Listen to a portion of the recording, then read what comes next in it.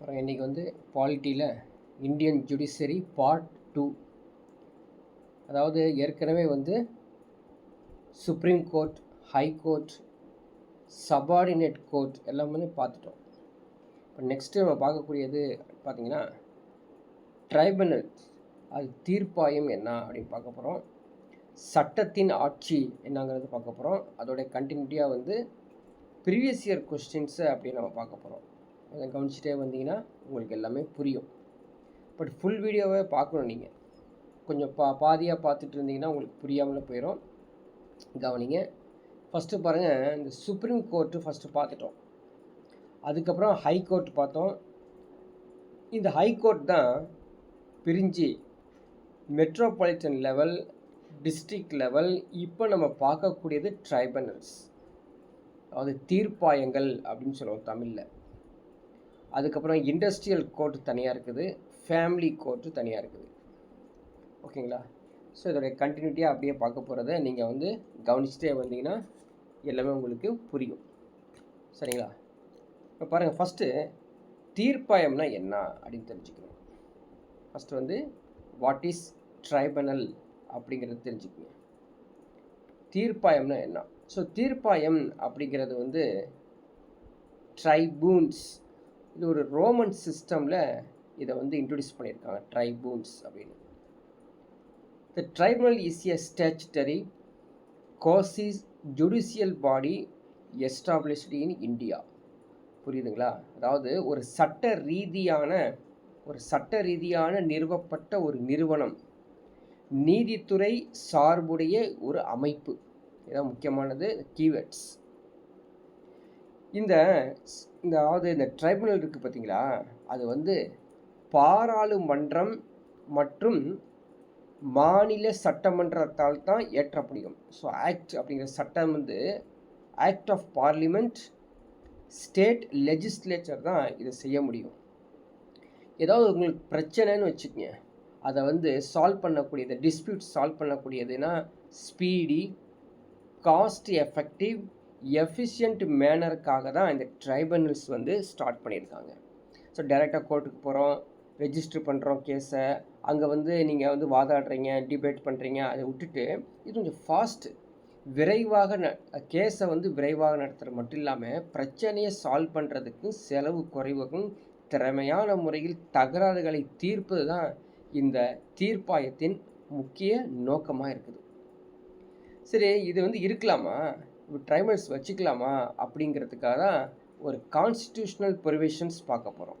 அரசியலமைப்பு விதிமுறைகள் என்னன்னா பாருங்கள். ஸோ 42வது ஒரு சட்ட திருத்தம் எப்போ நடந்தது? 1976. 1976 42வது 42nd அமெண்ட்மெண்ட் ஆக்டில் இந்த அரசியலமைப்பு விதிகளை மாற்றி கொண்டு வந்திருக்காங்க. பகுதி எத்தனாவதுங்க இது? 14A. பகுதி 14Aல இதை நம்ம பார்க்க முடியும். ஓகேங்களா? அதே போல் இந்த ஷரத்துன்னு சொல்லுவாங்க, article 323 deals with administrative tribunals. சரிங்களா? அட்மினிஸ்ட்ரேட்டிவ் ட்ரைபனல்ஸ் உடையது 323A. அதே போல் 323B deals with tribunals of other matters. ஏதாவது மற்ற விஷயங்கள் ஏதாவது இருந்துச்சு அப்படின்னா அதை வந்து சொல்லக்கூடியது 323A. சரிங்களா? அடுத்தது இந்த அரசியல் அமைப்பு விதிமுறைகள் மற்றது என்ன அப்படின்னு பார்த்தீங்கன்னா, இதை பற்றி கம்ப்ளீட்டாக, இந்த ட்ரைபுனல்ஸ் பற்றி கம்ப்ளீட்டாக சொன்னவர் யார், ரெக்கமெண்ட் பண்ணவர் யார் அப்படின்னா, அந்த based on the recommendation of ஸ்ரன்சிங் committee. ஸ்ரன்சிங் கமிட்டியை நீங்கள் ஞாபகம் வச்சுக்கணும். அவருடைய பரிந்துரையின் பேரில் தான் இந்த தீர்ப்பாயங்கள் கொண்டு வரப்பட்டுள்ளது. இல்லாட்டி நிறையா கேசஸ் வந்து பெண்டிங்கில் இருக்கும். இப்போ 2 ஆர்டிகல்ஸ் நம்ம பார்த்தோம் இல்லையா, 323A, 323A, 323B பார்த்தோம் இல்லையா. ஸோ இதோடைய டீட்டெயில்ஸ் தான் இங்கே கொடுத்துருக்காங்க பாருங்கள். அதாவது 323A என்ன சொல்கிறாங்கன்னா, the contemplates the establishment of tribunals for public service matters. Public service matter, அதாவது நீங்கள் வந்து பொது சேவை விவகாரங்களுக்காக தான் மட்டுமே இந்த நீதிமன்றங்கள் வந்து கருத்தில் கொண்டு உருவாக்கப்பட்டது அப்படின்னு சொல்லி 323A சொல்கிறாங்க. இங்கே பார்த்தீங்கன்னா the establishment of tribunals for certain other matters, examples டேக்ஸில் ப்ராப்ளம் இருக்குது, யூட்டிலிட்டி சர்வீஸில் ப்ராப்ளம் இருக்குது அப்படின்னா இந்த விஷயங்களுக்காக தான் 323B. ஸோ எல்லாம் ஞாபகம் வச்சுக்கணும், எக்ஸாம்ஸில் வந்து கொஷின்ஸ் கேட்கும்போது ஆன்சர் கொடுக்க தெரியணும். Okay, so can be established only by the parliament and not by the state legislator. அப்போ 323 ஏருக்கு பார்த்தீங்களா, அது வந்து டைரெக்டாக இந்தியன் பார்லிமெண்ட் மட்டும்தான் சட்டத்தை ஏற்ற முடியும், ஸ்டேட் லெஜிஸ்லேட்டர் டச் பண்ணவே முடியாது. பட் அதர் மேட்டர்ஸ் இருக்குது பார்த்தீங்களா, அது வந்து both by parliament and state legislator, பாராளுமன்றம் மற்றும் மாநில சட்டமன்றங்களால் இந்த சட்டத்தை ஏற்று நம்ம நிறைவேற்ற முடியும் அப்படின்னு கொடுத்துருக்காங்க. So only one tribunal for the centre and one for each state are 2 or more states may be established. No one questions the hierarchy of the tribunal arises. அதாவது மத்தியத்திற்கு ஒரு தீர்ப்பாயம் வச்சுருக்கிறோம், இது ஒவ்வொரு மாநிலத்திற்கும் அல்லது 2 அல்லது அதற்கு மேற்பட்ட மாநிலங்களுக்கு ஒரு தீர்ப்பாயம் அமைக்கப்படலாம். ஸோ தீர்ப்பாயம் எப்படி அமைக்கிறது அப்படிங்கிறது 323A ஆர்டிக்கல் சொல்லுது. இங்கே வந்து பார்த்தீங்கன்னா hierarchy of tribunals may be created, நீதிமன்றங்களின் வரிசை முறையை வந்து எப்படி உருவாக்குறது அப்படிங்கிறதான் வந்து 323B ஆர்டிக்கல் சொல்லப்படுது. அடுத்த ஒன்று பாருங்கள், இந்த 323A இருக்குது பார்த்தீங்களா, அதில் வந்து அட்மினிஸ்ட்ரேட்டிவ் ட்ரைபுனல், அதாவது நிர்வாக தீர்ப்பாயம் என்னென்ன வரும் அப்படின்னு பாருங்கள். ஸோ இது ஒரு act, administrative tribunal act 1985. So இந்த அந்த இது இருக்குது பார்த்தீங்களா, டைம் லைன்ஸு, எந்தெந்த காலத்தில் நடந்தது, இதெல்லாம் வந்து நீங்கள் சிறப்பாக மனப்பாடம் பண்ணி நீங்கள் வச்சுக்கணும். அப்போ எக்ஸாம்ஸில் கேட்கும்போது ஆன்சர் கொடுக்கறதுக்கு யூஸ்ஃபுல்லாக இருக்கும். The act authorizes the central government to establish one CAT and SAT. இப்போ கேட்னா என்ன, சேட்னா என்னங்கிறது பின்னால் படிப்போம் நம்ம, சரிங்களா. CAT கேட் எதை பற்றி சொல்கிறாங்க, SAT சேட். ஸோ இந்த சட்டம் வந்து மத்திய அரசுக்கு ஒரு கேட்டு ஒரு சேட்டு அமைக்க அதிகாரம் அளிக்கிறது அப்படின்னு சொல்லியிருக்காங்க. இந்த கேட்டோடைய அப்ரிவேஷன்ஸ் என்னங்கிறது பார்க்கலாம். டிஸ்பியூட்ஸ், சரியா, relating to the service matters from civil courts and high courts. Civil நீதிமன்றங்கள் மற்றும் உயர் நீதிமன்றங்களிலிருந்து சேவை விவகாரங்களை தொடர்பான தகராறுகள் ஏதாவது இருந்தாலும் இந்த 323A மூலமாக தீர்ப்பாயம் கொடுக்க முடியும். To bring it before the administrative tribunals. So நிர்வாக நீதிமன்றங்களுக்கு இது கொண்டு வரவும் இந்த ஆக்ட் வந்து ரொம்பவும் பயன்படுகிறது. இப்போ பார்த்தோம் இல்லையா, கேட்னா என்ன அப்படிங்கிறத பார்க்குறோம். Central administrative tribunal, central administrative tribunal தான் கேட், மத்திய நிர்வாக தீர்ப்பாயம் அப்படின்னு சொல்லுவோம். இது எப்போங்க செட்டப் பண்ணோம், 1985 ஞாபகம் வச்சுக்கோ. CAT கேட் சொல்லக்கூடிய அந்த சென்ட்ரல் அட்மினிஸ்ட்ரேட்டிவ் ட்ரைபுனல், மத்திய நிர்வாக தீர்ப்பாயம் 1985 நிறுவப்பட்டது. இதனுடைய தலைமையகம் எங்கே உள்ளதுன்னா டெல்லியில், நியூ டெல்லியில் இருக்குது. இதனுடைய பிரான்ச்சஸ் வந்து பார்த்தீங்கன்னா 17 பிரான்ச்சஸ், 14 வழக்கமான பெஞ்சுகள் வந்து regular benches, not a branches, இது பெஞ்சஸ்ங்க. பெஞ்சஸ்னால் என்ன, அமர்வு சொல்கிறோம் இல்லையா அது. ஸோ இது எங்கே நடக்குது இந்த CAT அப்படின்னு பார்த்தீங்கன்னா ஹை கோர்ட்ஸ், உயர் நீதிமன்றங்களில் இது நடந்துட்டுருக்குது. அது இல்லாமல் 2 of them at Jaipur and Lucknow அப்படின்னு கொடுத்துருக்காங்க, சரிங்களா. சரி, இந்த ரிக்வயர்மெண்ட்ஸ் எப்படி வந்து அரசு ஊழியர்கள் ஆட்சேர்ப்பு, அனைத்து சேவை விவகாரங்கள் எல்லாத்தையுமே இது பார்த்துக்குது. சரி, இதனுடைய அமைப்பு இருக்குது பார்த்தீங்களா, காம்போசிஷன்ஸ்னா கூறுகள், இதனுடைய அமைப்பு கூறுகள் கேட்டோட இது எப்படி இருக்கும் அப்படின்னு பார்த்தீங்கன்னா, the CAT is multi member body, சரிங்களா, consisting of a chairman and members, சரிங்களா. ஒரு தலைவர் இருப்பார், தலைவருக்கு அவருக்கு அடுத்தபடியாக நிறைய உறுப்பினர்களும் இருப்பாங்க. The sanctioned strength CAT, one chairman 65 members as of 2019. நிறைய உங்களுக்கு சொல்லியிருப்பேன், அதாவது நான் நோட் பண்ணிக்க நிறைய சொல்லியிருப்பேன். என்னன்னா, ஸோ பாலிட்டி, சரிங்களா, பாலிட்டி, எக்கனாமிக்ஸ், ஸோ இது வந்து அடிக்கடி மாறுதலுக்கு உட்பட்டது, சரிங்களா, மாறுதலுக்கு உட்பட்டது. அது ஃபஸ்ட்டு தெரிஞ்சுக்கிறோம். இதே வந்து ஹிஸ்ட்ரி, ஜாகிரஃபிலாம் வந்து ஆல்மோஸ்ட் கான்ஸ்டன்ட் இல்லையா, அதில் சேஞ்சஸ்லாம் கிடையாது. ஹிஸ்ட்ரி வந்து நடந்த மேட்டரை படிக்க போகிறோம். ஜாகிரஃபி வந்து நேச்சுரலாக என்னென்னா வந்து ஜியோகிராஃபிஸ் இருக்குது, அதை பார்க்க போகிறோம். பட் இந்த பாலிட்டி எக்கனாமிக்ஸ் இருக்குது பார்த்தீங்களா, இது சேஞ்சஸ் நடந்துகிட்டே இருக்கும். அதனால தான் நம்ம வந்து மென்ஷன் பண்ணுறோம்.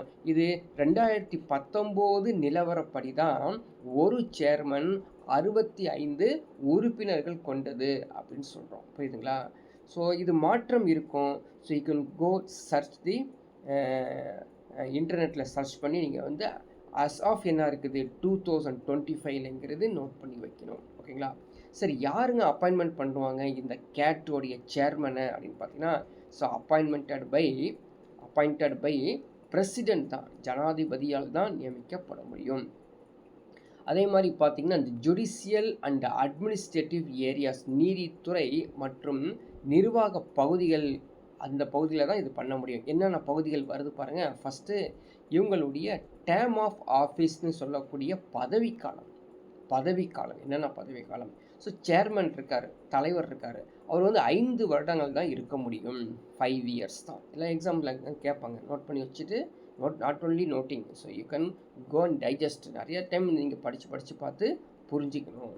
அது இல்லாமல் until they attain the age of 65 years. In case அவருக்கு வந்து ஒரு 3 இயர்ஸ் தான் ஆயிருக்குதுன்னு வச்சுக்கோங்க, பட் ஏஜ் வந்து அவருக்கு வந்து 60 to 63 இருந்துச்சு அப்படின்னா, எது ஏர்லியராக வருதோ அதை எடுத்துக்குவாங்க. அது ஃபஸ்ட்டு தெரிஞ்சுக்கங்க. மெம்பர்ஸ் எடுத்துக்கலாமா? உறுப்பினர்கள் பற்றி எப்படி இருக்குன்னா பாருங்கள், 5 இயர்ஸ் தான், அவங்களும் 5 வருஷம் தான் இருக்க முடியும் மேக்ஸிமம். சப்போஸ் ஒருத்தர் வந்து ஒரு 50 வயசில் வந்து மெம்பர் ஆகிறாருன்னு வச்சுக்கோங்க, 55 வயசு வரைக்கும் தான் இருக்க முடியும்.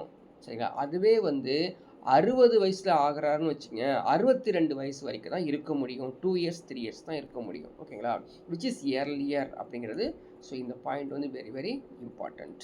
அதோடைய சேர்மன்ஸ் அண்டு மெம்பர்ஸுடைய டேர்ம் ஆஃப் ஆஃபீஸ் வந்து நோட் பண்ணி வச்சுக்கணும், படித்து வச்சுக்கணும். ஸோ அப்பாயின்மெண்ட்ஸ் எடுத்துக்கலாங்க. அப்பாயின்மெண்ட்ஸ், நியமனங்கள். ஸோ நியமனங்கள் யார் பண்ணுறாங்க அப்படின்னா, so based on recommendations of high-powered selection committee chaired by sitting judge of Supreme Court who is nominated by CJI, Chief Justice of India. So அருமையான ஒரு சென்டென்ஸ் ஃபார்ம் பண்ணியிருக்காங்க. இந்த சென்டென்ஸை வந்து கரெக்டாக நீங்கள் அண்டர்ஸ்டாண்ட் பண்ணிக்கிட்டு, ஸோ காரணங்கள் கூற்றுகள் அப்படின்னு சொல்லி ஒரு டாபிக் இருக்குது பார்த்தீங்களா, அந்த இடத்துல நம்ம கிளியர் பண்ணியிருக்கணும். சரிங்களா? ஸோ இது வந்து யாருடைய ரெக்கமெண்டேஷன் அப்படின்னா, உச்ச நீதிமன்றம் தலைமை நீதிபதியால் நியமிக்கப்பட்ட உச்ச நீதிமன்ற நீதிபதி தலைமையிலான உயர் அதிகாரமுள்ள தேர்வு குழு தான் இது பரிந்துரை கொடுக்கும். சும்மாலாம் கிடையாது அப்பாயின்மெண்ட் பண்ணுறது அப்படின்னு meaning. So appointments are made with the approval of cabinet committee of the appointments. அந்த குழு என்ன சொல்கிறாங்களோ அதை கேட்டு தான் நம்ம நியமனங்களுக்கே போகிறாங்க அப்படிங்கிறது ஒரு முக்கியமான ஒரு இன்ஃபர்மேஷன்ஸ். அடுத்தது இதோடைய நடைமுறைகள் எப்படி இருக்குது, அது ப்ரொசீஜர் ஆஃப் கேட், அதோடைய நடைமுறைகள் எப்படி இருக்குது. So CAT is not bound by the civil procedure code of 1908, 1908. அப்போது சிவில் நடைமுறை சட்டம், இன்றைக்கி அந்த சட்டம் இல்லைங்கிறது ஃபஸ்ட்டு தெரிஞ்சுக்கங்க. அது சிவில் நடைமுறை சட்டம் என்பது இல்லை, இன்றைக்கி அதை மாற்றிட்டாங்க. 2024 முதல் புது சட்டம்ங்க. ஆக்சுவலாக வந்து சொல்லுவாங்கள்ல ஐபிசி அப்படின்னு கேள்விப்பட்டிருப்பீங்க, இந்தியன் பீனல் கோட் இல்லையா, ஐபிசி. ஸோ ஐபிசி சட்டத்தின்படி அப்படின்னு சொல்லி நீங்கள் வந்து இந்த சினிமா படத்துலலாம் நீங்கள் பார்க்க முடியும். அது இல்லை, இன்றைக்கி ஐபிசி கிடையாதுங்க. அதுக்கு வந்து ஈக்குவலண்ட்டான ஒரு 2024லேருந்து ஒரு புது சட்டத்தை உருவாக்கிட்டாங்க. அதில் இருக்கக்கூடிய செக்ஷன்ஸ், ஐபிசியில் இருக்கிற செக்ஷன்ஸ் எல்லாமே மாற்றத்தில் இப்போ இருக்குது அப்படின்னு தெரிஞ்சுங்க. பட் சட்டத்தில் பெருசாக மாற்றம் இல்லை, நம்பர்ஸில் தான் மாறி இருக்குது. ஓகே, இந்த நடைமுறையில் அடுத்தது வந்தது இந்த பிரின்சிபிள்ஸ் ஆஃப் நேச்சுரல் ஜஸ்டிஸ், இயற்கை நீதியின் கொள்கையை தான் பயன்படுத்துகிறாங்க. CAT allows applicant to appear either in person or through lawyer. புரியுதுங்களா? ஸோ விண்ணப்பதாரர் தனிப்பட்ட முறையில் அல்லது வழக்கறிஞர்கள் மூலமாக தான் ஆஜராக அனுமதிக்கிறது. தனியாகவும் போகலாம், நீங்கள் வந்து ஒரு லாயரை வச்சுக்கிட்டு கூட நீங்கள் போகலாம் அப்படிங்கிறது தான் இந்த கேட்டோடைய ப்ரொசீஜர். சரி, அடுத்தது நம்ம சேட்டுன்னு ஒன்று பார்த்தோம் இல்லையா? ஸ்டேட் அட்மினிஸ்ட்ரேட்டிவ் ட்ரைபுனல், மாநில நிர்வாக தீர்ப்பாயம். சரிங்களா? ஸ்டேட் அட்மினிஸ்ட்ரேட்டிவ் ட்ரைபுனல், அங்கே வந்து பார்த்தீங்கன்னா சென்ட்ரல் அட்மினிஸ்ட்ரேட்டிவ் ட்ரைபுனல், மத்திய நிர்வாக தீர்ப்பாயம் அப்படின்னு பார்த்தோம். இது மாநில நிர்வாக தீர்ப்பாயம். ஸோ இதுவும் பார்த்தீங்கன்னா 1985 எது அட்மினிஸ்ட்ரேட்டிவ் ட்ரைபுனல் ஆக்ட் அந்த பிரகாரம் தான் இது கொண்டு வரப்பட்டது. சரிங்களா? சேட் அதாவது மாநில அளவில் உங்களுக்கு எப்படி வேணும் அப்படிங்கிற சொல்லக்கூடியது இந்த சேட் அப்படிங்கிறது. இதை பார்த்தீங்கன்னா கிட்டத்தட்ட ஒரு 9 states. So Andhra Pradesh, Himachal Pradesh, Odisha, Karnataka, Madhya Pradesh, Maharashtra, Tamil Nadu, west Bengal, Kerala. But you can note it down as of 2019 அப்படின்னு மறந்துடாதீங்க. ஸோ 2019 படி தான் நம்ம கொடுத்துருக்கோம். ஏன்னா புக்ஸ்லாம் வந்து அது மாதிரி டேஸில் தான் வந்திருக்கு, அந்த மாதிரி பீரியட்ஸில் வந்திருக்கனால நம்ம அது போட்டிருக்கோம். So can go and search 2024க்கு என்ன சேஞ்சஸ் இருக்குங்கிறது. ஸோ 25 வரைக்குமே சேஞ்சஸ் என்ன இருக்குன்னா அப் டு டேட் நீங்கள் வந்து பார்த்துக்கணும். இதுக்கு தான் நான் சொல்லுவேன் கரண்ட் அஃபேர்ஸ் இல்லையா? கரண்ட் அஃபேர்ஸ் நடப்பு நிகழ்வுகளை கண்டிப்பாக நீங்கள் வந்து கோத்ரூ பண்ணணும். இதுக்கான நடப்பு நிகழ்வுகள் படிக்கிறதுக்காக டெய்லி 1 மணி நேரம் ஒதுக்கணும், தெரிஞ்சுக்கலாம். இல்லைன்னா இந்த பாலிட்டி எக்கனாமிக்ஸில் நீங்கள் வந்து பர்ஃபார்ம் பண்ணவே முடியாது அப்படிங்கிறத ஃபஸ்ட்டு தெரிஞ்சுக்கங்க. அடுத்தது பார்க்கலாம். The requirement and all service matters of state government employees. மாநில அரசு ஊழியர்கள் ஆட்சேர்ப்பு மற்றும் அனைத்து சேவை விஷயங்களும் இது செய்கிறது. அதே போல் chairman and members appointed by the president of India in consultation with the governor. இந்த கொஷின்ஸ் கேட்பாங்க. இந்த கொஷின்ஸ் வெரி வெரி இம்பார்ட்டன்ட் கேட்பாங்க. ஏன்னு கேட்டிங்கன்னா இப்போது தீர்ப்பாயங்கள் இருக்கக்கூடிய உறுப்பினர்களையோ அல்லது தலைவர்களையோ அந்த பிரசிடென்ட் ஆஃப் இந்தியா தான் அப்பாயின்மெண்ட் பண்ணுறாங்க. பட் யாருடைய கன்சல்டேஷன் ஸ்டேட்டில் எடுக்கிறாங்க?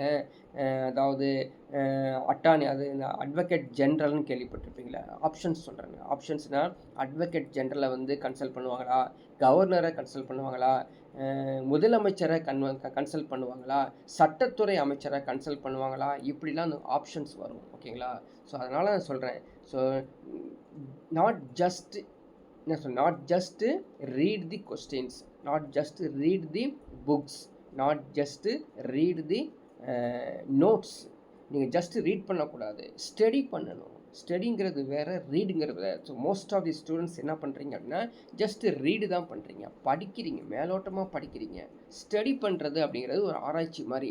நீங்கள் என்ன பண்ணணும், நீங்களே ஒரு கொஸ்டின் ரைஸ் பண்ணி அதுக்கு ஆன்சரை நீங்களே கொடுக்குற மாதிரி இருந்தால் தான் ஸோ நீங்கள் ஞாபகத்தில் வச்சுக்க முடியும். இது மாதிரி உள்ள பேட்டர்ன்ஸ் எல்லாமே இது வரைக்கும் சேட்டை வந்து பார்த்தோம். அடுத்தது பாருங்கள், என்ஜிடின்னு ஒன்று இருக்குது, நேஷ்னல் க்ரீன் ட்ரைபுனல், தேசிய பசுமை தீர்ப்பாயம். நிறைய தீர்ப்பாயங்களுக்கு ஒரு பிரச்சனை வந்துருச்சுன்னா தீர்ப்பாயங்கள்லாம் உள்ளே வந்து ஆட்டோமேட்டிக்காக கேஸ் போடுறத நம்ம பார்த்துருக்கோம், நியூஸில் கேட்டிருக்கோம். NGT was formed as a special fast track quasi judicial body. So அருமையான ஒரு இன்ஃபர்மேஷன்ஸ் என்ன அப்படின்னு பார்த்தீங்கன்னா சிறப்பு விரைவு நீதிமன்றம், நீதித்துறை அமைப்பு. அதை சேர்த்து சொல்லிடுறோம், சிறப்பு விரைவு நீதிமன்றம் அப்படின்னு சேர்த்து ஒரு 3 வேர்டாகவே சொல்லிடுறோம். அதிலே புரிஞ்சிருச்சு இது வந்து நீதித்துறையில் இருக்கக்கூடிய அமைப்பு. So green court of India அப்படின்னு சொல்லுவாங்க. கிரீன் கோர்ட் ஆஃப் இந்தியா இந்தியாவின் பசுமை நீதிமன்றம் அப்படின்னு சொல்லுவாங்க. So national green tribunal act 2010. So இந்த 2010 அப்படிங்கிறத வந்து நீங்கள் ஞாபகம் வச்சுக்கணும். இதுதான் பசுமை தீர்ப்பாயத்திற்கு ஒரு முக்கியமான சட்டம் கொண்டு வந்த அந்த ஆண்டு. ஓகேங்களா? Inadequacy of national environmental tribunal act 1995. ஓகேங்களா? National environmental appellate authority 1997. So 2 date கொடுத்துருக்காங்க. அருமையான ஒரு காலகட்டம் கொடுத்துருக்காங்க. ஒன்று வந்து 1995 எதை குறிக்குது? ஸோ என்வரன்மெண்ட், நேஷ்னல் என்வரன்மெண்ட்டு குறிக்குது, தேசிய சுற்றுச்சூழல் தீர்ப்பாய சட்டம். இன்னொன்று வந்து பார்த்தீங்கன்னா தேசிய சுற்றுச்சூழலை மேல்முறையீட்டு செய்யக்கூடிய அடுத்த ஒரு சட்டம் 1997. இதனோடு சேர்த்து இந்த 2010 இருக்கக்கூடிய இந்த சட்டங்கள் எல்லாமே இந்த கிரீன் ட்ரைபுனல் ஆக்ட்ஸில் வந்துடுது. ஸோ இந்த லாவுடைய பர்மிஷன்ஸ் கொடுக்குறாங்க. என்னென்ன லா பர்மிஷன் கொடுக்குறாங்க பாருங்கள். 186th ரிப்போர்ட்டின் 186வது அறிக்கையின்படி சட்ட ஆணையம் என்னென்ன சொல்கிறாங்க அப்படிங்கிறதான் கொண்டு வராங்க. இந்த அது பிரதான அமர்வு, இது பிரின்சிபல் பிளேஸ் ஆஃப் சிட்டிங் அப்படின்னு பார்த்தா எங்கே நடக்கும்? புது டெல்லியில் தான் நடக்கும். இந்த ரீஜினல் பெஞ்சஸ் இருக்குது. எங்கெங்கே இருக்குது? போபாலில் இருக்குது, பூனேயில் இருக்குது, கொல்கத்தா, சென்னை. ஸோ முக்கியமான ஒரு 4 பிளேசஸில், பிராந்தியத்தில் இந்த ரீஜனலில் இது கொடுத்துருக்காங்க. ஸோ இது வந்து பார்த்திங்கன்னா ஒரு முக்கியமான ஒவ்வொரு தீர்ப்பாயம் வந்து இல்லை முக்கியமானது. அது கிரீன் ட்ரைபுனல் அப்படிங்கிறது பார்த்தோம். ஸோ நெக்ஸ்ட் ஒன் பாருங்கள். ஆல்டர்னேட்டிவ் டிஸ்பியூட் ரெசல்யூஷன், ADR அப்படின்னு சொல்லக்கூடிய ஆல்டர்னேட்டிவ் டிஸ்பியூட் ரெசல்யூஷன்ஸ், மாற்று முறை தீர்வு அப்படின்னு சொல்லுவோம். Includes several procedures that allow parties to resolve their disputes out of court in a private forum. புரியுதுங்களா? அது கட்சிகள் தங்களது சர்ச்சைகளை நீதிமன்றத்துக்கு வெளியே ஒரு தனியார் மன்றத்தில் தீர்க்க அனுமதிக்கும் பல நடைமுறைகள் வந்து அடங்கக்கூடியதான் இந்த ADR. அதாவது ஜென்ரலாக நடக்கக்கூடிய இந்த சிவில் கிரிமினல் இஷ்யூஸை வந்து தவிர வேறு ஏதாவது இருந்துச்சு அப்படின்னா ஆல்டர்னேட் அப்படின்னா மாற்று முறை தீர்வு கொண்டு வராங்க. With the assistance of a qualified neutral intermediary of their choice, அவர்கள் தேர்ந்தெடுக்கும் தகுதி வாய்ந்த நடுநிலை இடைத்தாளர்களின் உதவியுடன் தான் இது செய்கிறாங்க அப்படிங்கிறது இந்த ADR பற்றி சொல்கிறாங்க. இந்த ADR என்னென்ன வேலைகள் செய்கிறாங்க அப்படின்னு பாருங்கள்.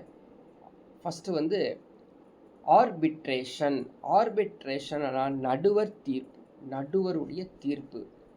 த process in which the neutral third party or parties render a decision based on the merits of the case. சரிங்களா? ஸோ நடுநிலை மூன்றாம் தரப்பினர் அல்லது கட்சிகள் வழக்கின் அடிப்படையில் ஒரு தீர்ப்பை வழங்கும் செயல்முறை தான் இந்த நடுவர் தீர்ப்பு. சில சமயத்தில் மீடியேஷன்ஸ் கூட கொடுப்பாங்க, மத்தியஸ்தம் கொடுப்பாங்க. ஓகேங்களா? மீடியேஷன்ஸ். ஸோ இந்த மீடியேஷனில் வந்து மீடியேட்டர் ஒருத்தர் இருப்பாங்க. த ஓவர்சீன் பை நான் பார்ட்டிசன் தேர்ட் பார்ட்டி மீடியேட்டர். அதாவது ரெண்டு கட்சிக்கும் சாராமல், ஸோ கட்சின்னா நம்ம வந்து அரசியல் கட்சி இல்லை, ரெண்டு பார்ட்டிஸ் சில சொல்லுவாங்கள்ல, யார் ரெஸ்பாண்டண்ட்டு சொல்லுவாங்க இல்லையா, ஒருத்தர் வந்து கேஸ் போடக்கூடியவர், இன்னொருத்தர் அதுக்கு ரெஸ்பாண்ட் பண்ணக்கூடியது, அந்த ரெண்டு கட்சி. அந்த ரெண்டு கட்சிக்கு வந்து ஒரு மீடியேட்டர் மத்தியஸ்தரம் உருவாக்குவாங்க. இன்னொன்று பாருங்கள், சமரசத்துக்கு வருவாங்க, கான்சிலேஷன் சமரசத்துக்கு வாங்க நீங்கள். The process by which the resolutions of disputes is achieved by compromise or voluntary agreement. So தகராறுகளை நீங்கள் வந்து ஒரு உடன்படிக்கைக்கு வாங்க, தன்னார்வ உடன்படிக்கை. நீங்கள் வந்து தொடர்ந்து நீங்கள் வந்து கேஸ்லேயே இருந்தீங்கன்னா உங்களுக்கு வந்து சரியான சொல்யூஷன், தீர்ப்பு கிடைக்காமலே போயிடும். ஒரு செயல்முறையில் வந்து ஒரு காம்ப்ரமைஸ்க்கு வந்தீங்க அப்படின்னா உங்களுக்கு யூஸ்ஃபுல்லாக இருக்கும் அப்படிங்கிறத வந்து சமரசம் செய்வாங்க. ஓகேவா? ஸோ நெக்ஸ்ட் ஒன் பாருங்கள், national legal service authority. So நம்ம வந்து ஜஸ்ட்டு ரீட் பண்ணிட்டு தான் போகிறோம். So after the class you can go through it carefully. அதே மாதிரி ஞாபகத்தில் வைக்கிற மாதிரி நீங்கள் வந்து இதை படிச்சுக்கணும் அப்படிங்கிறத மறந்துடாதீங்க. சரிங்களா? ஸோ ஞாபகத்தில் வைக்கிறதுக்கு ஒரு சான்ஸ் வேணால் உங்களுக்கு எப்படின்னு சொல்கிறேன். இந்த என்னென்ன தீர்ப்பாயங்கள் பார்த்தோமோ ஒரு சார்ட்டு மாதிரி போட்டு கம்பேரிட்டிவாக நீங்கள் வந்து எந்தெந்த ஆக்ட் எந்தெந்த இயரில் இருக்குது அப்படின்னு சொல்லி சார்ட்டு மூலமாக பார்த்தீங்கன்னா ரொம்ப இன்னும் கொஞ்சம் புரியுன்னு வச்சுங்களேன். ஸோ பார்க்கலாம். Next NALSA, national legal service authority. So தேசிய சட்ட சேவை ஆணையமா, தேசிய சட்ட சேவை ஆணையம். ஸ்டேச்சுட்டரி பாடி. ஸோ எக்ஸாமில் கேட்ட கொஷின் இது ஸ்டேச்சுட்டரி பாடி. அதாவது ஒரு ஆணையத்தை கொடுத்து இது ஸ்டேச்சுட்டரி பாடியா கான்ஸ்டியூஷனல் பாடியா இப்படி வரிசையாக கேட்பாங்க. நாலு பாடி வச்சு கேட்பாங்க சரிங்களா. ஸோ இது வந்து எந்த அமைப்பு அப்படின்னு கேட்பாங்க. இது சட்ட ரீதியான அமைப்பு சரிங்களா. இதாங்க எக்ஸாமில் ப்ரீவியஸாக கேட்ட கொஷின்ஸ். நம்ம கடைசியாக பார்ப்போம். ஸ்டேச்சுட்டரி பாடி constituted under the Legal Service Authorities Act 1987 1987 அதனுடைய சட்டத்தின் கீழ், அதாவது சட்டசேவை அதிகார சபை சட்டம் அதன் கீழ் தான் 1987 கொண்டு வரப்பட்டது. இது சட்ட ரீதியான அமைப்பு, மறந்துடாதீங்க. ஸோ நிறைய ஆணையங்கள் உள்ளது, நிறையா அத்தாரிட்டிஸ் உள்ளது, நிறையா வந்து ட்ரைபுனல்ஸ் இருக்குது. அதெல்லாம் வந்து சட்ட ரீதியா அப்படின்னு சொல்லி நீங்கள் செக் பண்ணி பார்த்துக்கணும். ஓகேங்களா. To provide free legal service to the weaker sections of the society சரிங்களா. அதாவது சமூகத்தில் மிகவும் பலவீனமான பிரிவினர்களுக்கு இலவச சட்ட சேவை கொடுப்பது தான் இந்த national legal service authority. So இன்றுலாம் நிறையா வந்து சான்ஸ்கிரிட் நேமோட சேர்ந்த பெயர்கள் உருவான சட்டங்கள் அதிகமாக இருக்குது. அதை நீங்கள் கோத்ரூ பண்ணணும். ஸோ யாராலும் அந்த போட்டித் தேர்வு படிக்கிற வரைக்கும் ஸோ நீங்கள் நிறைய கேள்விப்பட்டிருப்பீங்க. செமஸ்டர் எக்ஸாம் காலேஜில் எழுதும் போதே வந்து பார்த்தீங்கன்னா, சப்போஸ் அந்த காலகட்டத்தில் நீங்கள் பாஸ் ஆகிட்டிங்கன்னா பிரச்சனை இல்லை.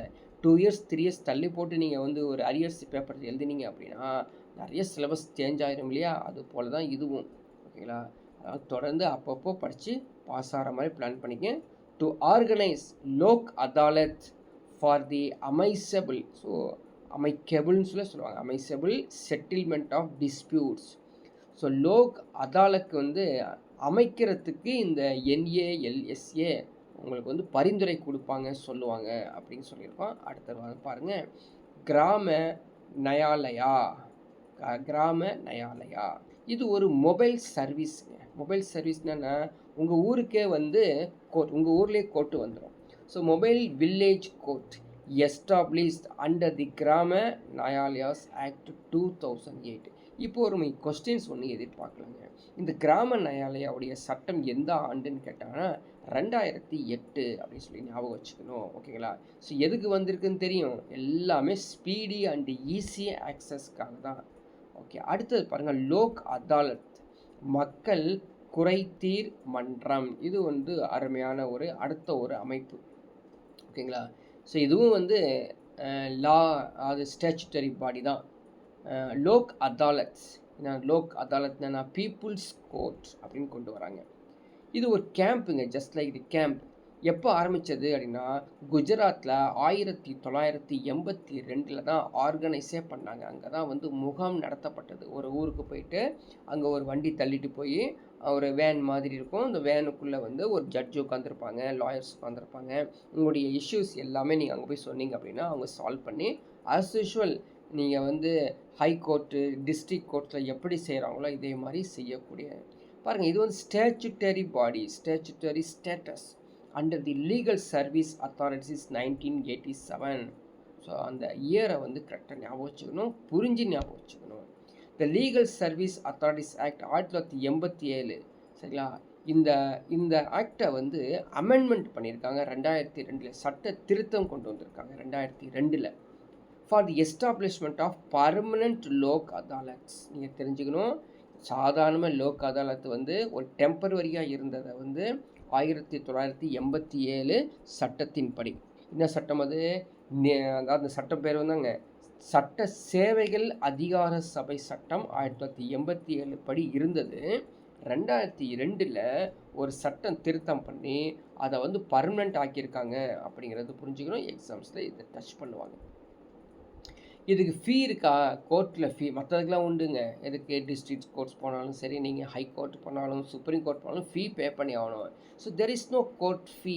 இதை நீங்கள் ஃபஸ்ட்டு இதுவும் ஒரு கொஸ்டினாக மாறிடும்.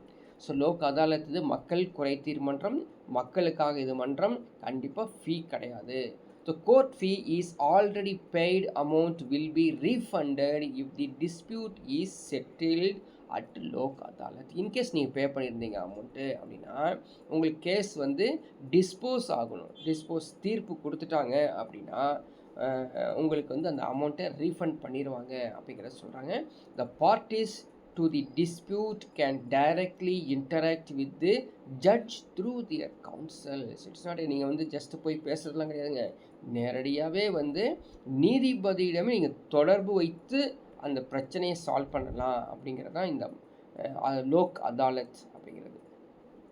ஸோ இது வரைக்கும் வந்து பார்த்திங்கன்னா நம்ம வந்து தீர்ப்பாயம், நிறையா வந்து ஆணையங்கள் பார்த்தோம். இப்போது அடுத்தது த ரூல் ஆஃப் லா, சட்டத்தின் ஆட்சி எப்படி இருக்கும் அப்படிங்கிறதான் நம்ம பார்க்க போகிறோம். The rule of law refers to the supremacy of law government law over government. சட்டத்தின் ஆட்சினா என்னங்க அப்படின்னு கேட்குறாங்க. ஒரு கொஷின் நம்ம திங்க் பண்ணால் தான் சட்டத்தின் ஆட்சி என்னங்கிறது தெரிஞ்சால் தான் நம்ம பின்னாடி போகப்போ படிக்க முடியும். சட்டத்தின் ஆட்சி என்பது அரசாங்கத்தின் மீது சட்டத்தின் மேல் ஆதிக்கத்தை குறிக்கிறது. அரசாங்கத்தின் மீது சட்டத்தின் மேல் ஆதிக்கத்தை குறிக்கிறது. சரி, chief justice Edward Coke of இங்கிலாண்டில் இருக்கக்கூடிய Edward Coke chief justice, King James I considered to be the originator of this doctrine. So இது ஒரு இன்சிடெண்ட்டாக சொல்கிறாங்க. இங்கிலாந்தின் தலைமை நீதிபதி எட்வர்ட் கோக் முதலாம் ஜேம்ஸ் மன்னர் இந்த கோட்பாட்டின் தோற்றுவிப்பாளராக கருதப்படுகிறது. ஸோ இது வந்து சட்டத்தின் ஆட்சி அப்படிங்கிறது கொண்டு வந்தது யார் அப்படின்னா பிரிட்டிஷ் தான். அந்த பிரிட்டிஷை தான் அந்த நீங்கள் வந்து இப்போ இங்கிலாண்டுனா என்ன வந்ததுங்க, பிரிட்டன் தான் வரும். அதாவது லண்டனை பற்றி தான் அவங்க சொல்கிறாங்க. ஓகேங்களா. கிங்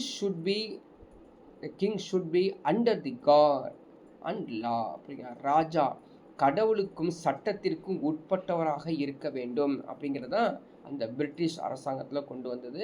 ஸோ அவங்களுடைய நீதி நியாயம்லாம் ரொம்ப சிறப்பாக இருக்கும் பிரிட்டிஷ் அரசாங்கத்தை. அவங்கள்ட்டேருந்து நம்ம நிறையா கற்றுக்கிட்டோன்னு பார்த்துக்குங்க.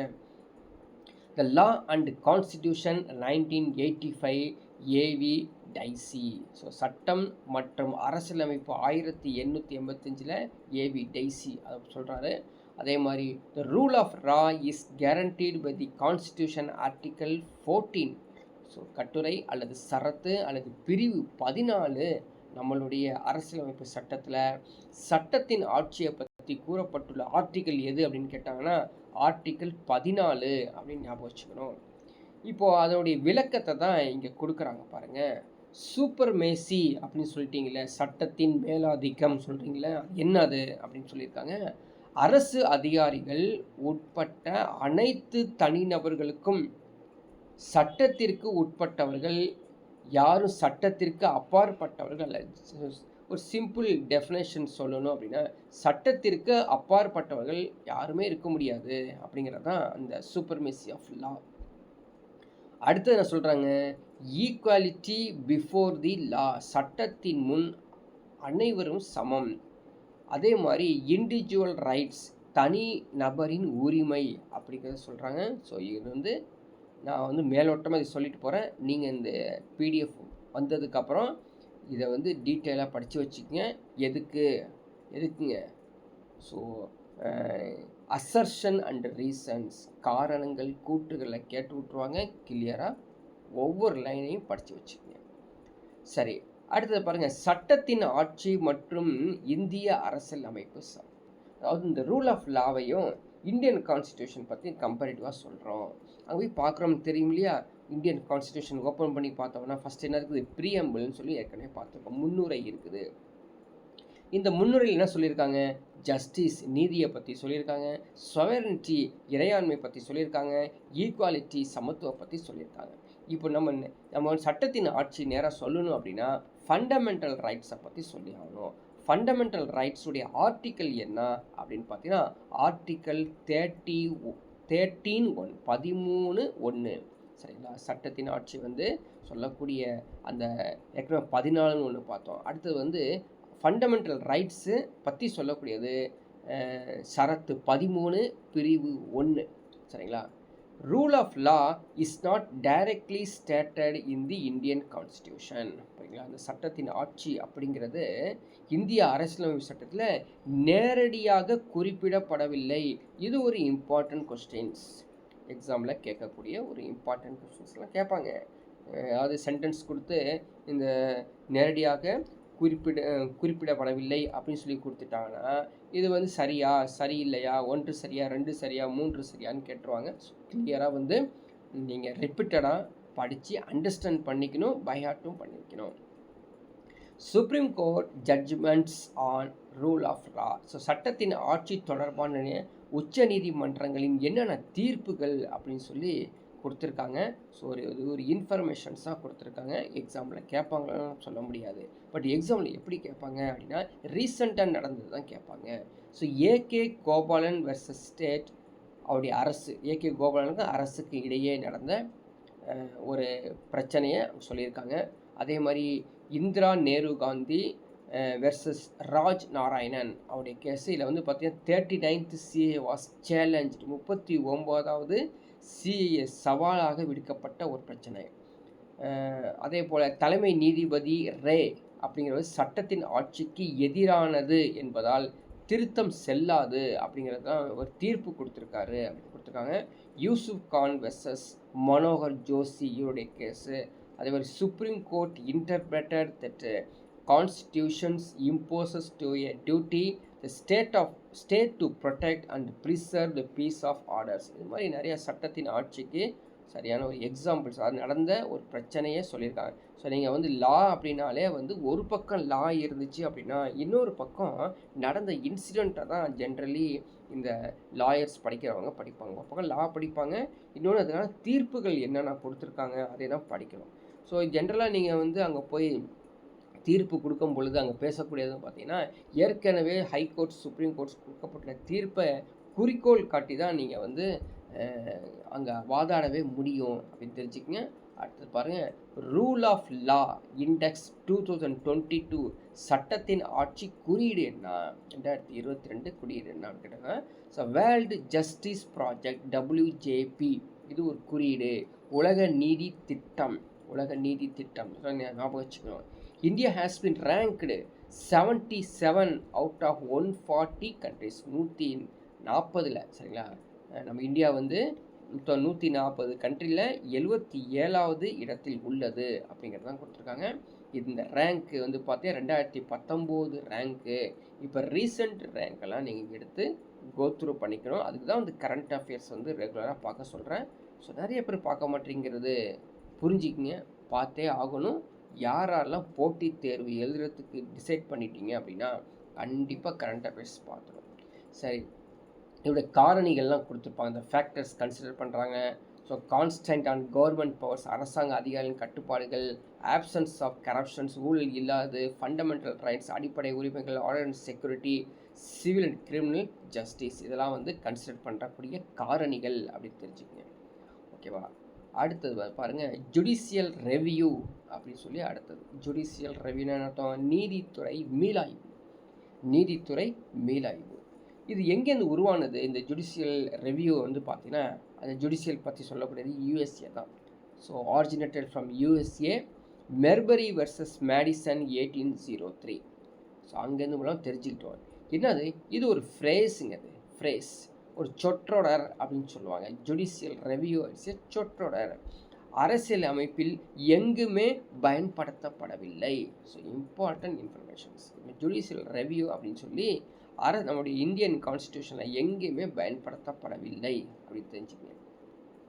அதுக்கப்புறம் the power of the supreme Court to examine the கான்ஸ்டியூஷனாலிட்டி.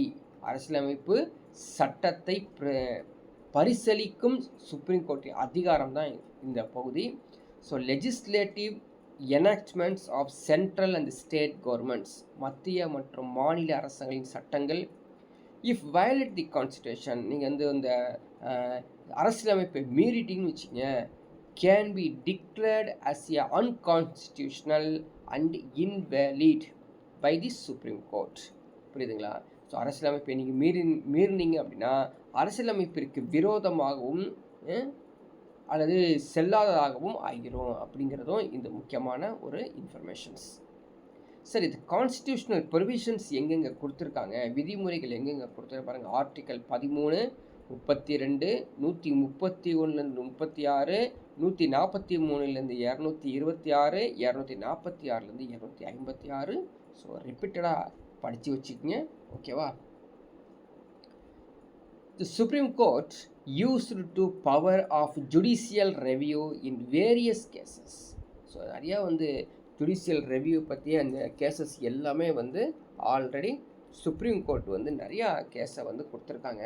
அந்த கேஸுடைய டீட்டெயில்ஸ் சொல்லாமல் எப்பப்போ என்ன நடந்தது அப்படின்னு கொடுத்துருக்காங்க பாருங்கள்.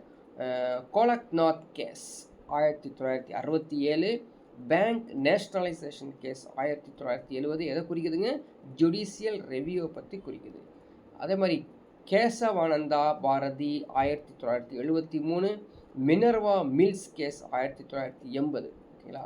So in 2015 supreme court declared both the 2015 என்னது அந்த ரெண்டுத்தையும் சேர்த்து 2015 டிக்ளேர் பண்ணுறாங்க. எதை பேஸ் பண்ணி? 99th constitutional amendment 99th constitutional amendment base பண்ணி சுப்ரீம் கோர்ட்டு டிக்ளேர் பண்ணுறாங்க. என்ன டிக்ளேர் பண்ணுறாங்க பாருங்கள். த நேஷ்னல் ஜுடிஷியரி அப்பாயின்மெண்ட்ஸ் கமிஷனை உருவாக்குறாங்கம்மா. ஸோ நிறைய கமிஷன்ஸ் தான் பிரச்சனையாக உடனே ஒரு வந்து ஆணையம் போடுது. NJAC இது வந்து national judicial appointment commission act 2014 as unconstitutional and null and void. புரியுதுங்களா? ஸோ அதாவது இந்த ஜுடிஷியல் ரெவியூ பற்றி சொல்கிறாங்க. தேசிய நீதித்துறை நியமன ஆணையம் NJAC சட்டம் 2014 ஆகிய இரண்டையும் அரசியல் அமைப்புக்கு முரணானது மற்றும் செல்லாதது என்று அறிவித்தது அப்படிங்கிறது நோட் பண்ணிக்கங்க. Constitutional validity of legislative or executive enactments can be challenge. அரசியலமைப்பு சட்டம் அல்லது நிறைவேற்று அதிகாரத்தின் சட்டபூர்வமான செல்லுபடியை சவாலாக செய்யலாம். ஸோ அதனால் இந்த டாபிக்ஸ் இந்த not only social science topic இருக்குது பார்த்தீங்களா.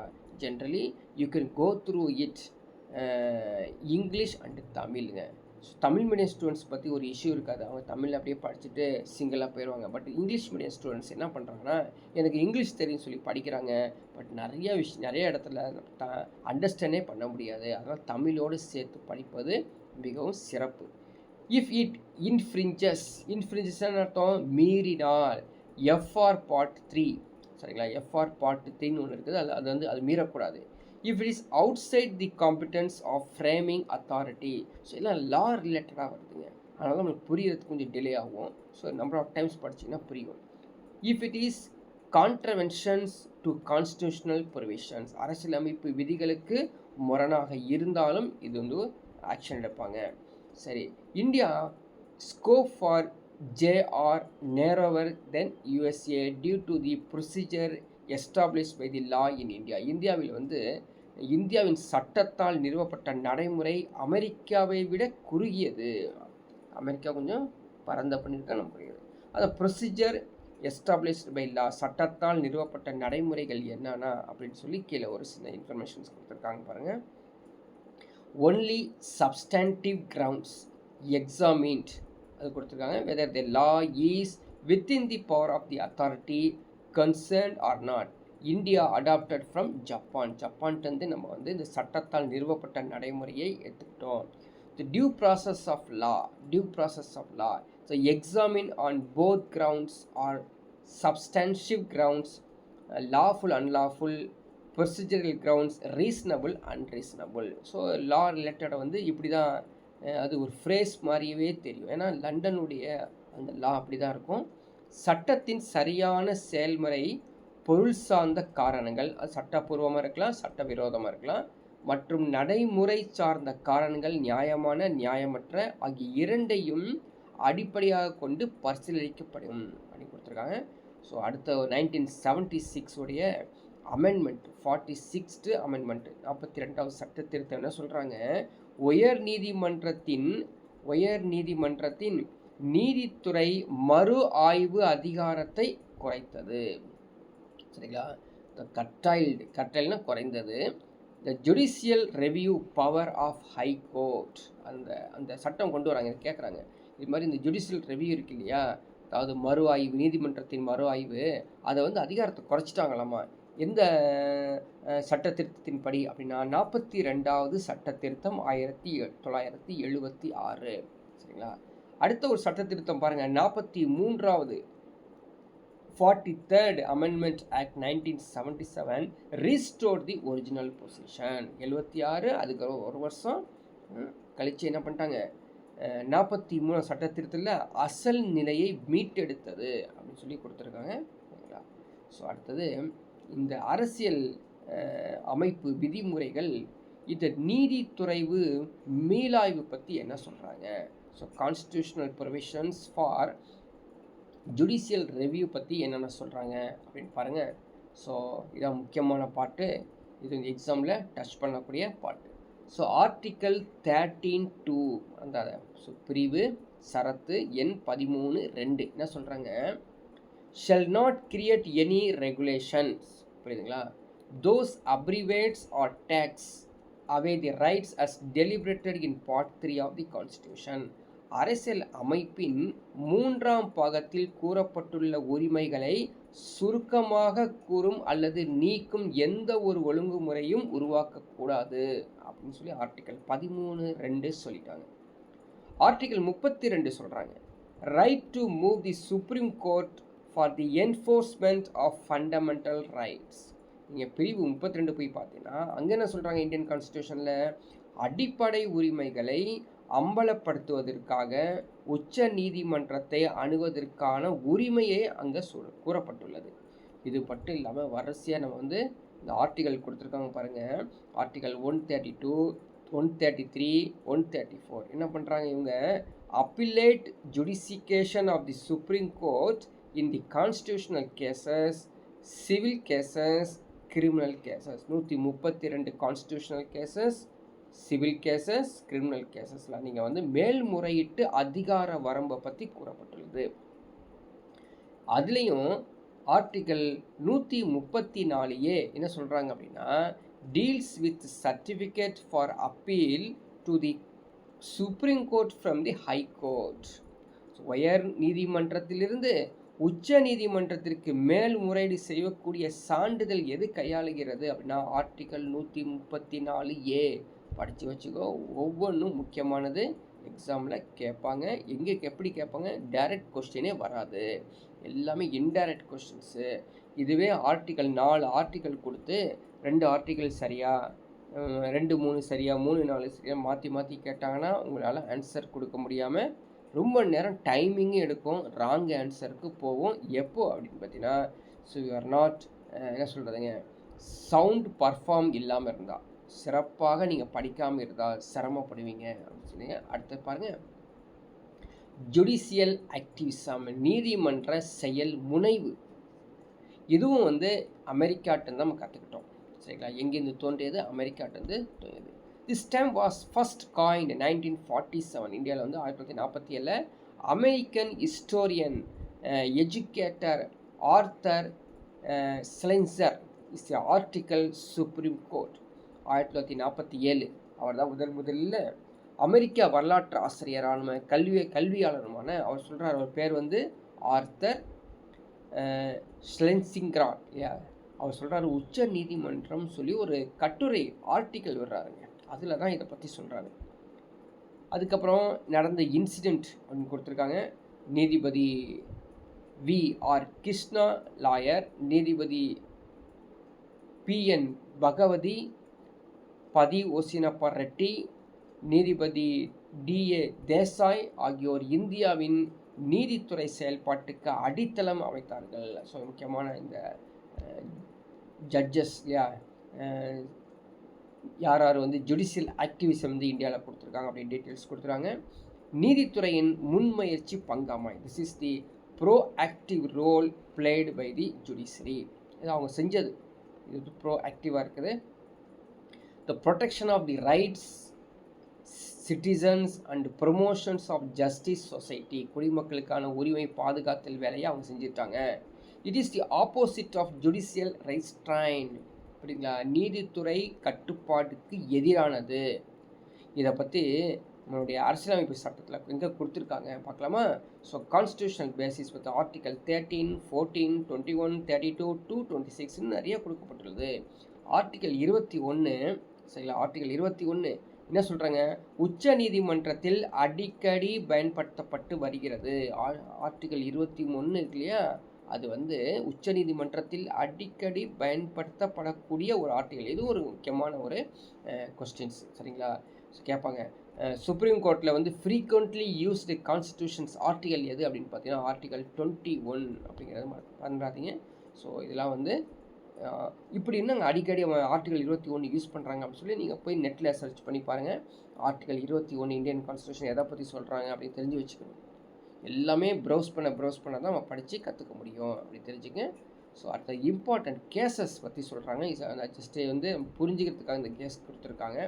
ஸோ முக்கியமான வழக்குகள் என்ன நடந்தது அப்படின்னு பார்த்தீங்கன்னா, ஏகே கோவலன் மெட்ராஸ் ஸ்டேட் பற்றி 1950 நடந்தது.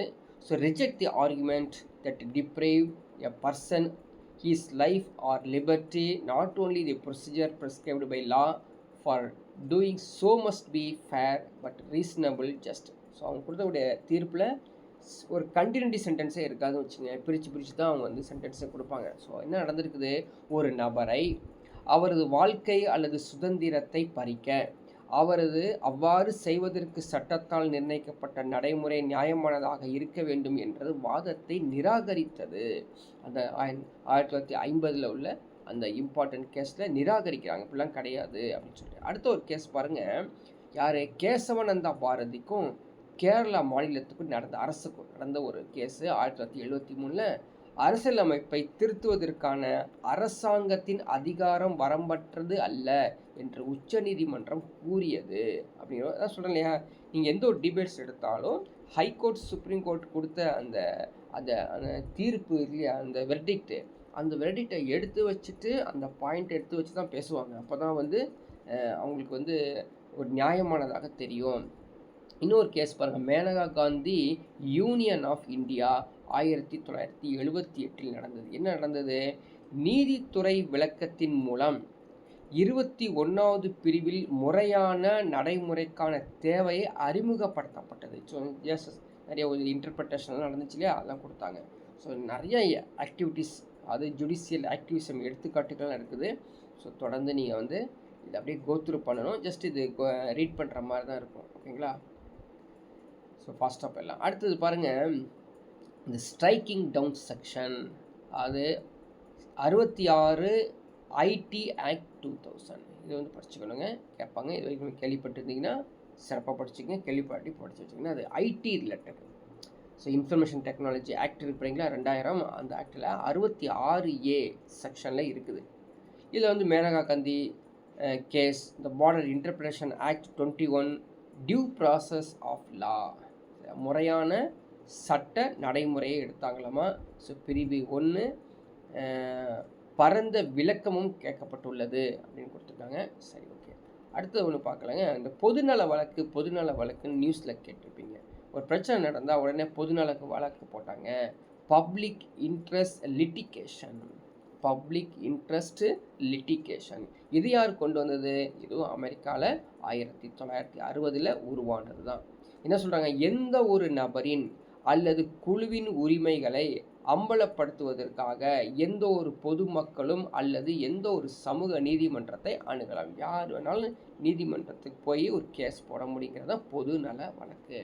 ஏற்கனவே நடந்த கேஸோட டீட்டெயில்ஸ் கொடுத்துருக்காங்க. நீதிபதி விஆர் கிருஷ்ணலாயர் மற்றும் நீதிபதி PN பகவதி ஆகியோர் 1980களில் PIL பப்ளிக் இன்ட்ரெஸ்ட் லிட்டிகேஷன் இருக்குது பார்த்தீங்களா, ஸோ கருத்தங்கத்தின் முன்னோடிகளாக இருந்தன. ஸோ ஒவ்வொரு இந்த பப்ளிக் லாஸ் சொல்கிறோம், அதே மாதிரி வந்து தானாக முன் வந்து பொதுநலம் கருதி வழக்கு போட்டாங்க அப்படின்னு சொல்கிறோம் பார்த்தீங்களா, இதெல்லாம் யார் ஆரிஜினேட் பண்ணாங்க இந்தியாவில் அப்படிங்கிற அந்த நீதிபதிகளுடைய பெயர்கள் கொடுக்கப்பட்டுள்ளது. இதுவும் எக்ஸாமில் கேட்கக்கூடிய பிளேசஸ் தான். Any citizen of India can approach the courts for the public case by filing the petition order.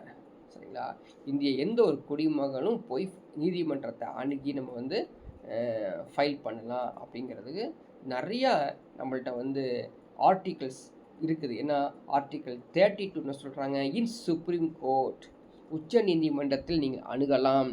Article 226 high கோர்ட்டில் நீங்கள் அணுகலாம். Under the section 133 of CRPC. So magistrate courts, அதே மாதிரி PILS can be file the following categories.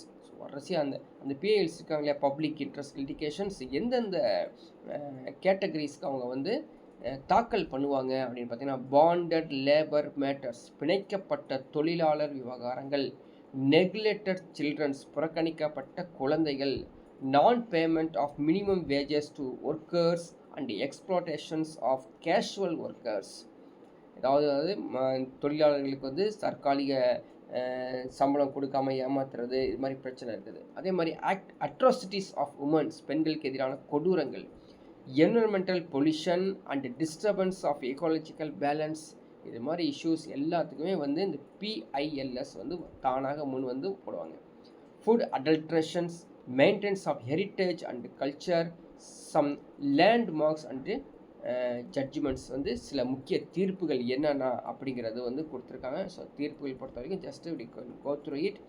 1979 நடந்த யார் நடந்திருக்கு பாருங்க, உசைனாரா காத்தூன், பீகார் மாநிலம். அந்த ரெண்டு இவங்களுக்கு இங்கே வந்து சாதாரண மக்கள், அது வந்து மாநில அரசாங்கத்துக்கு, அந்த பீகார் மாநில அரசாங்கத்துக்கு சிறைச்சாலைகளில் மனிதாபிமானம் அற்ற நிலைமைகள் மற்றும் விசாரணை கைதிகள் விரைவான நீதிக்கான உரிமையை கூறப்பட்ட அந்த கேஸ்.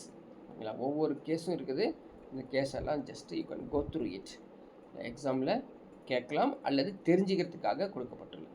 ஓகேங்களா, நெக்ஸ்ட் போய்க்கலாம். இப்போ படித்தது நம்ம வந்து பார்த்துருக்கோம். என்னென்ன பார்த்துக்கோம், ஜுடிஷியல் ரெவியூ, நீதி. நான் சொன்ன ஒரு சார்ட் போட்டு படிங்கன்னு, அந்த சார்ட்டை தான் இங்கே கொடுத்துருக்காங்க.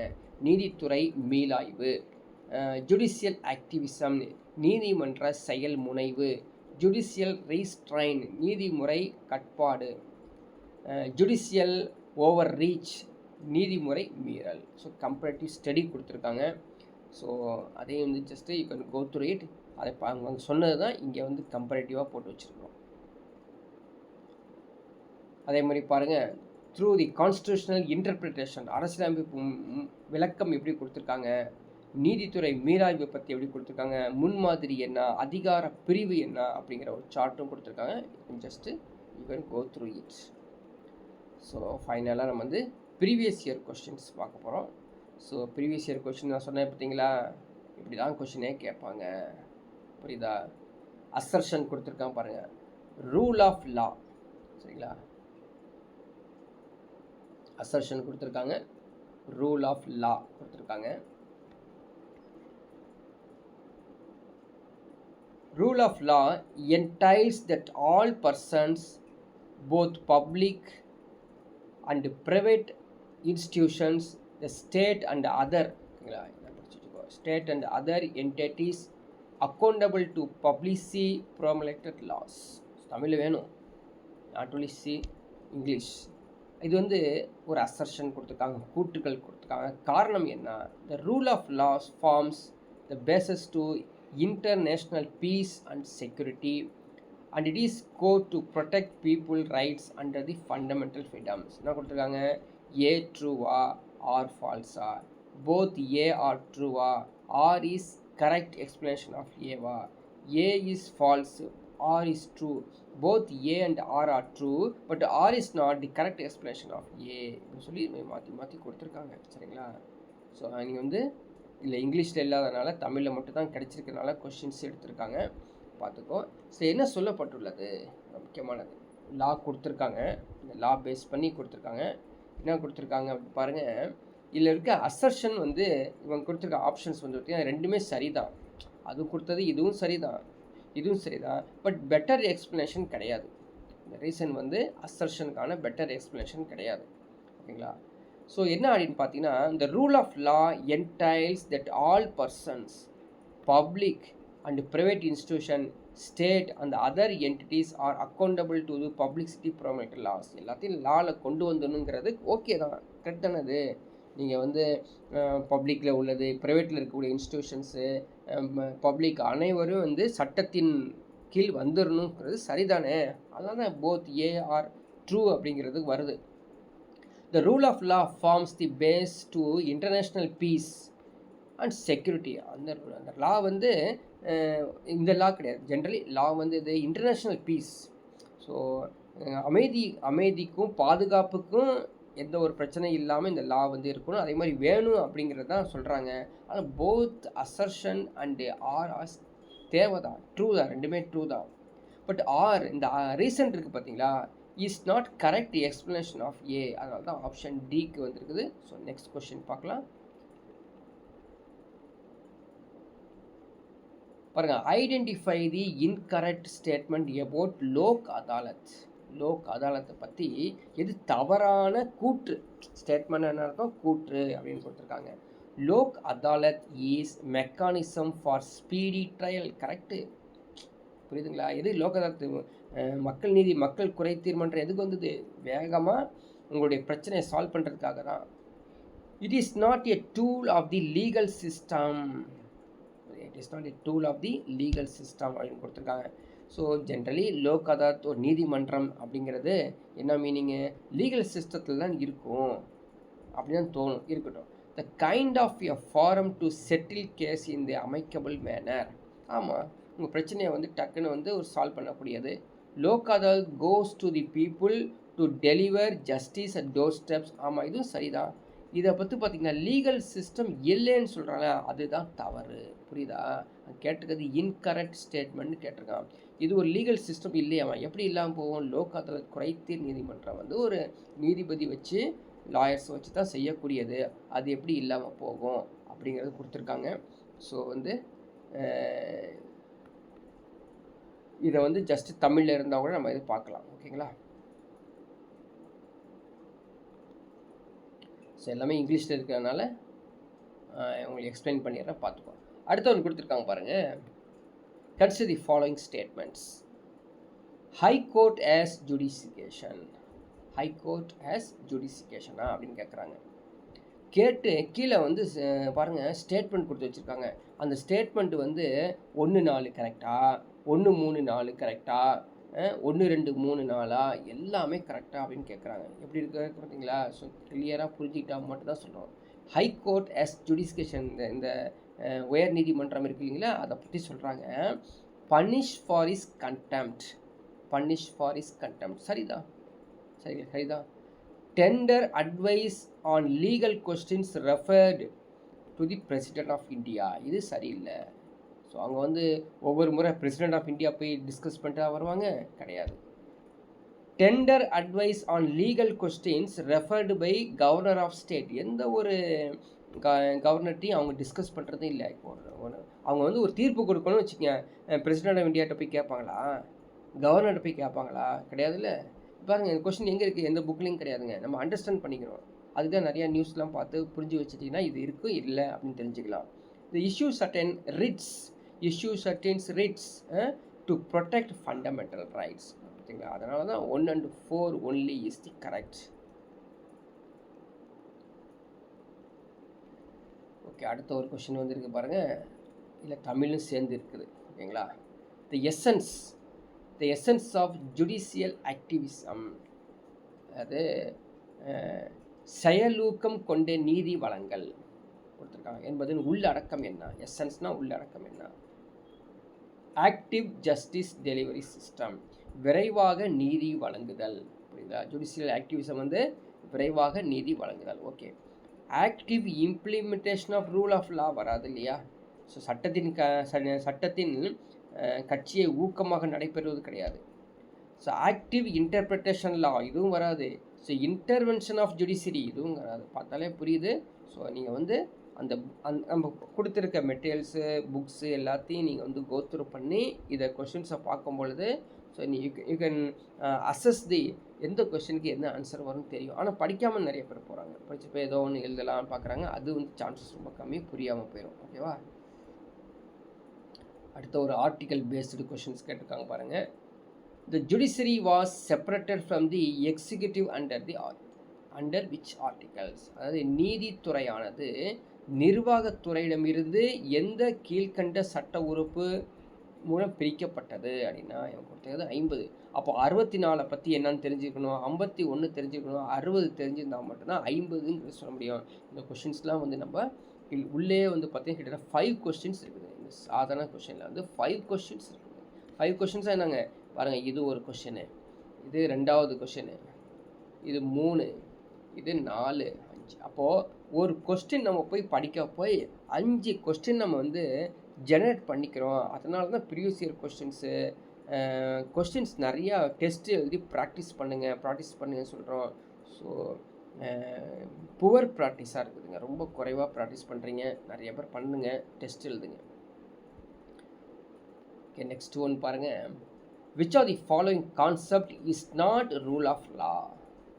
புரியுதா? அதாவது சட்டத்தின் கட்சி கிடையாது. எது சட்டத்தின் கட்சி கிடையாது?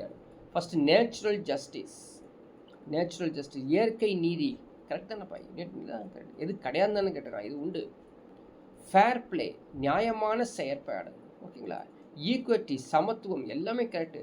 ஜுடிஷியல் ஈக்குவலிட்டி என்னங்க? நீதி சமத்துவம் தான் கிடையாது. புரியுதா? நீதி சமத்துவம் கிடையாது. அனைவருக்கும் சமத்துவம் தான், நீதியின் மூலம் சமத்துவம் கிடையாது. அதான் வந்து the concept is not rule of law. சட்டத்தின் கட்சியாக கிடையாது எது அப்படின்னு கேட்டிருக்காங்க. ஓகேவா? ஸோ ஆல்மோஸ்ட் நம்ம வந்து முடிச்சிட்டோன்னு நினைக்கிறேன். இந்த டாபிக் கம்ப்ளீட்டாக இந்தியன் ஜுடிஷியரி அப்படிங்கிற ஒரு டாபிக் வந்து கம்ப்ளீட்டாகவே முடிச்சிட்டோம். ஸோ ஜஸ்ட்டு நீங்கள் வந்து கோ த்ரூ பண்ணுங்கள். எந்த ஒரு டவுட் இருந்தாலும் நீங்கள் வந்து கேட்கலாம்.